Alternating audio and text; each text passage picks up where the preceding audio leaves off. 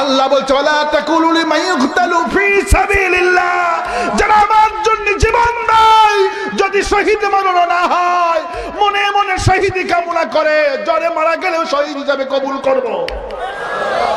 আমাকে শহীদ করে সেই মিছিলে শামিল করে নিও, আমাকে শহীদ করে সেই মিছিলে শামিল করে নিও। যেই মিছিলের নেতা আমির হামজা, খোবাইব খাব্বাব আল্লাহর ছিল যারা অতি প্রিয়, শামিল করে নিও।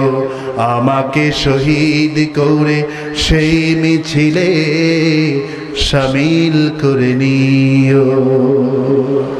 বলে আমি আর আসতে বলে আমি। এই জন্য নামাজ পড়বো কার জন্যে, রোজা করবো কার জন্যে, ভোট দিব কার জন্যে, হরতাল করবো কার জন্যে, মিছিল করবো কার জন্যে, বউকে পিটাবো কার জন্যে? সব আল্লাহর জন্য করবে, কিন্তু বউটাও পিটাবি শয়তানের জন্য, আছে না? না, আওয়াজ শুনতে খুব মজা। এই জায়গাতে আসলে তো হুজুর বেকায়দায় পড়ে গেছি। বউ মারা যাবে না, কারণ বউ মারার উদ্বোধন প্রথম উদ্বোধন করেছে মিস্টার ফেরাউন। সেই ফেরাউন আমাদের সমাজে আছে না? নাই, আছে না? নাই। হুজুর বলছেন লা তাসুবুল বানাত ইন্নাবুল বানাত, খবরদার বউকে প্রহার করো না, গালি দিও না। কোন মানুষ যদি কোনো স্ত্রীকে গালি দেয়, সেই গালি আমি নবীর উপরে পড়ে যায়। বুখারী, মুসলিম, আবু দাউদ শরীফ, নাসাই, তিরমিজি, বাইহাকি, এমন কোন হাদিস গ্রন্থে পাওয়া যাবে না যার একটা ছেলে একটা জান্নাত। রাসূলুল্লাহ বলেছেন যার একটা মেয়ে আল্লাহ তাকে একটা জান্নাত নসিব করে দিবে। ওগো মা তুমি এই পৃথিবীর শ্রেষ্ঠ নিয়ামত, তোমারই পদতলে রয়েছে জান্নাত।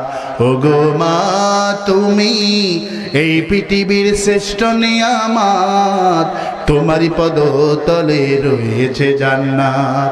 কোরআনে আল্লাহ তাআলা তারই পরে মা বাপের কথা দিলেন, তাদেরও প্রতি সদা ইহসান তরে। এই পৃথিবী থাকতো গো ফুল পাখিহীন, এই পৃথিবী থাকতো গো মায়া মহীন, যদি না পেত গো মায়ারি হাত, যদি না পেত গো বাবারি হাত। ও গো মা তুমি এই পৃথিবীর শ্রেষ্ঠ নিয়ামত, তোমারই পদতলে রয়েছে জান্নাত। আরো আস্তে কন, আরো আস্তে কন না। হায় রে নোয়াখালীর মানুষের আলহামদুলিল্লাহ বলে। নোয়াখালী মানুষের গলা শুনলে বুঝে যাচ্ছে নোয়াখালী কেন, ঠিক কেন বলে? ভালো আছেন কেন বলেন না? যাক, কাইল হয়ে গেছে, এখন শেষ করে দেবে, এখন মোনাজাত করবো, ঠিক আছে? কি চলবে? ওয়াজ চলবে। ওয়াজ মানবেন তো? মানবেন? জান্নাতে যেতে হলে কি লাগবে? কি লাগবে? ছিলাম কোথায়? জান্নাতে আসলাম কোথায়? দুনিয়াতে থেকে জান্নাতে হতে গেলে কি লাগবে? এই কোরআন ছাড়া জান্নাতে যাওয়া যাবে? এই কোরআনের দল ছাড়া জান্নাতে যাওয়া যাবে? রাজি আছেন? কারা কারা রাজি আছেন? দুহাত তোলা দেখান।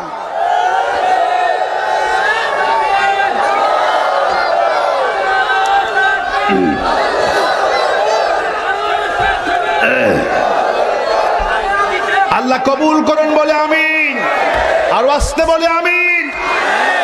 আমার ভাইয়েরা, এত সম্মান মাদ্রিক আল্লাহ পাক দিয়েছেন, এত মর্যাদা দিয়েছেন।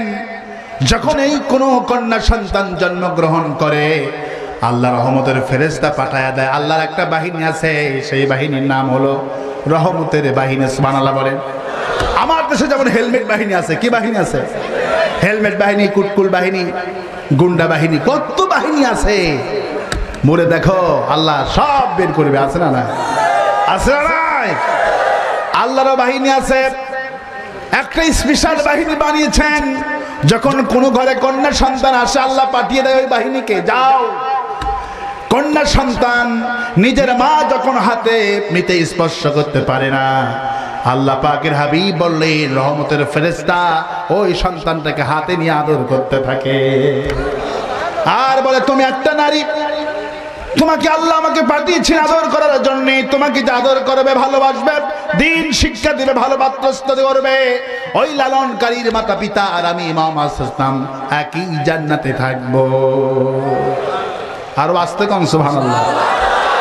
আমার বন্ধুগণ, আমার ভাইয়েরা, যখন এই মেয়ে বড় হয়ে গেল, যৌবন প্রাপ্ত হয়ে গেল, আল্লাহ তখন বললেন যখন বিবাহ দিবা আমি মেয়ের সম্মান এত বাড়াইয়া দিলাম, দুনিয়ার সমস্ত মানুষকে আল্লাহ অর্ডার করলেন ফাতুহুন্না উজুরাহুন্না ফারিদা, সন্তুষ্ট চিত্রে মোহর আদায় করবা, অসন্তুষ্ট নয়। রাসূল করিম সাল্লাল্লাহু আলাইহি সাল্লাম বাকি জিনিস দুটি পড়াতেন না, কয়টি?